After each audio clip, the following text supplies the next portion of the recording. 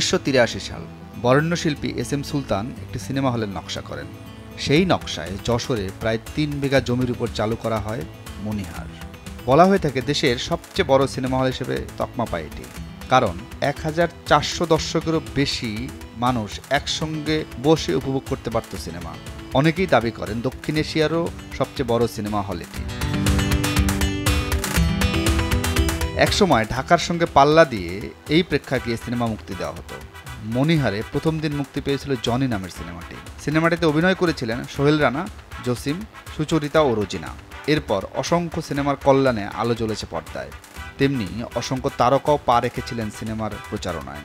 একই সঙ্গে নানা বয়সী দর্শকের স্মৃতিতে জলজল করছে মনিহার প্রেক্ষাগৃহটি।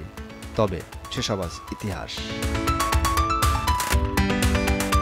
সিনেমা হলের বয়স যখন 4 দশকেরও বেশি, তখন এলো দুঃসংবাদ, ভেঙে ফেলা হবে মনিহার।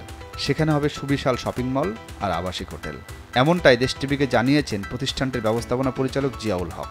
তিনি বলেন, আমরা এখন হয়েছি এটা তো আসলে বড় প্রজেক্ট, দেশের পরিস্থিতিও একটু ভালো হইতে হবে, ব্যাংকগুলা কাজ করবে ঠিক মতো, তারপরে আমাদের যে ডিজাইন প্ল্যানটা হচ্ছে সেই জিনিসগুলো আমরা সব কমপ্লিট করে ফাইনাল করব। তারপর একটা সিনেপ্লেক্স থাকবে, আর একটা মার্কেট থাকবে, আর সেই সাথে আবাসিক হোটেলের আরো কিছু রুম আমাদের বাড়াবো নতুন করে।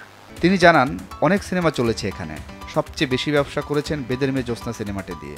তবে গেল 2 বছর ঈদের সিনেমাগুলি দিয়ে ভালো ব্যবসা করেছেন তারা, কিন্তু নিয়মিত সিনেমা না থাকায় বন্ধ করে দিতে বাধ্য হচ্ছেন।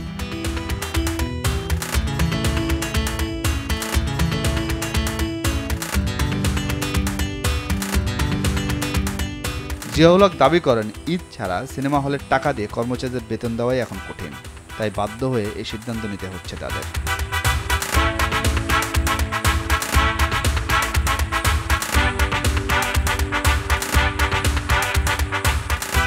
তবে আসার কথা হলো, সিনেমা হলটি ভেঙে ফেলা হলেও নতুন করে 2 শতাধিক সিটের মাল্টিপ্লেক্স চালু করা হবে, যার নামের সঙ্গে জুড়ে থাকবে মনিহার।